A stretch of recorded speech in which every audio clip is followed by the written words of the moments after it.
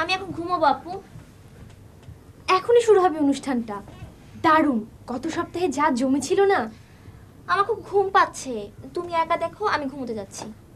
একা অনুষ্ঠান দেখতে একদম ভালো লাগে না, আর একটু থাক না, দেখবি দারুণ মজা লাগবে। মজা না ছাই, আসলে আমি এখন চলে গেলে তোমার একা থাকতে ভয় লাগবে, এর জন্য আমাকে থাকতে বলছো। ইস, আমি যেন আর একা থাকি না। বললাম আর একটু থাকতে, আব্বু এলে একসাথে ঘুমাতে যাব। যা তুই ঘুমোগে, আমি টিভির সাউন্ড জোরে করে দেব, তাহলে আর ভয় লাগবে না। কি হলো, দাঁড়িয়ে আছিস কেন? একা ঘুমাবো, ভয় লাগে না? তুমিও চলো। তুমিও চলো। আর একটু বস না, এখনই আব্বু চলে আসবে। আমার ভালো লাগে না, প্রতিদিন আব্বু দেরি করে আসে, আজ এলে।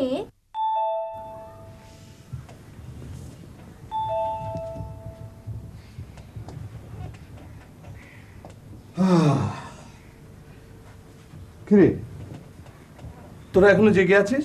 ঘুমোসনি কেন? আমরা ঘুমিয়ে পড়লে তুমি না খেয়ে শুয়ে পড়তে। যাও হাত মুখ ধুয়ে এসো।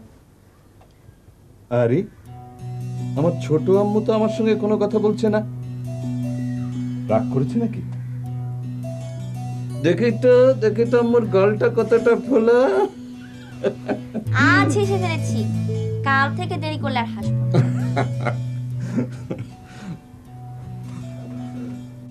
ইমিডিয়েট বড় ধরনের কোনো লোন না পেলে সারা গ্রুপ এই কাজটা করতে পারবে না। সেক্ষেত্রে পরবর্তী কাজগুলোতে সুবিধা হবে আমাদের। আমি খোঁজ রাখছি, যে দু এক জায়গা থেকে লোন পাওয়ার সম্ভাবনা আছে আমি সেগুলো মেনটেন করব। খরচ যা হয় করো, কিন্তু লোনটা যেন আটকে থাকে। লোন আটকাওয়ার দায়িত্ব আমার।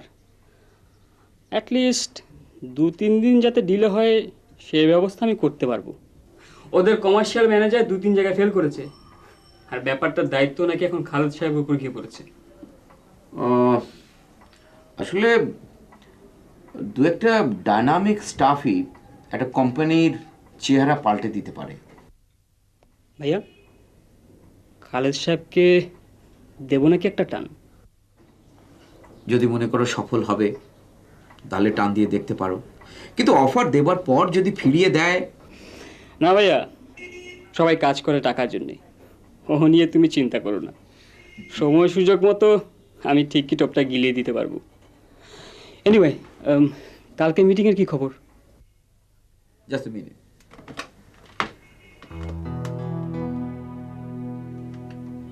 হ্যালো।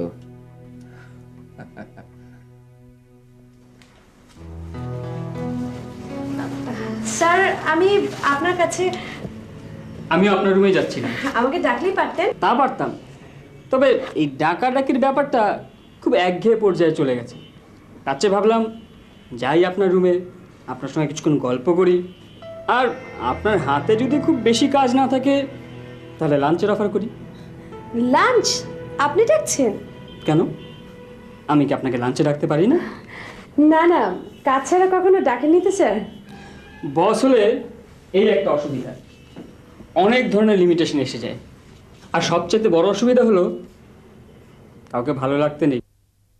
সত্যি বলছি, ভালো লাগলেও বলা যায় না, ভয় হয় কেউ যদি অন্যভাবে নেয়। এই যেমন আজকে খুব ইচ্ছে করছে আপনাকে নিয়ে লাঞ্চ করতে, কিন্তু অফার করতে সাহস পাচ্ছি না। আপনি যদি আবার কিছু মনে করে বসেন। স্যার, আমি আসলে গত কয়েকদিন ধরে আপনাকে মেলাতে পারছি না। মানে 1.5 বছর ধরে যা দেখে আসছি সেটার সাথে কেমন যেন। বুঝেছি, লাঞ্চের অফারটা আমি অনিচ্ছা সত্ত্বেও উঠিয়ে নিচ্ছি। না না স্যার, ওভাবে নেবেন না। আসলে লাঞ্চে যেতে হলে আমার হাতে বেশ কিছু কাজ খুব তাড়াতাড়ি সারতে হবে। ঠিক আছে, আমি 1টার মধ্যে সব কাজ সেরে নিচ্ছি। ওকে, থ্যাংক ইউ।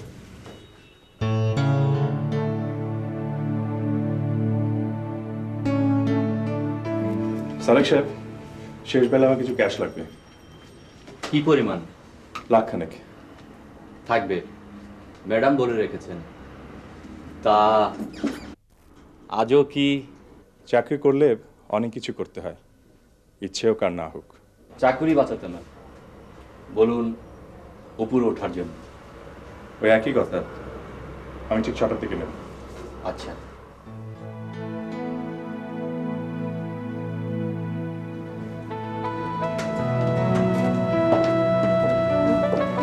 স্যার, আপনি কিন্তু এখনো কিছু বলেননি। বলিনি মানে মানে হোস্ট হয়ে গেস্টের সাথে কোনো কথা বলিনি? এ তো চরম অভদ্রতা। আমি কি সেরকম কোনো কিছু? না না স্যার, আমি আসলে সেরকম কিছু মেন করিনি। আমি মনে করেছিলাম আপনি হয়তো কোনো কাজের কথা, আই মিন অফিসিয়াল কোনো ব্যাপারে কথা বলবেন। We are too much organized. আমরা খাবার সময়টা এনজয় করতে পারি না। নো, আমি কোনো কাজের কথার জন্য এখানে আসিনি।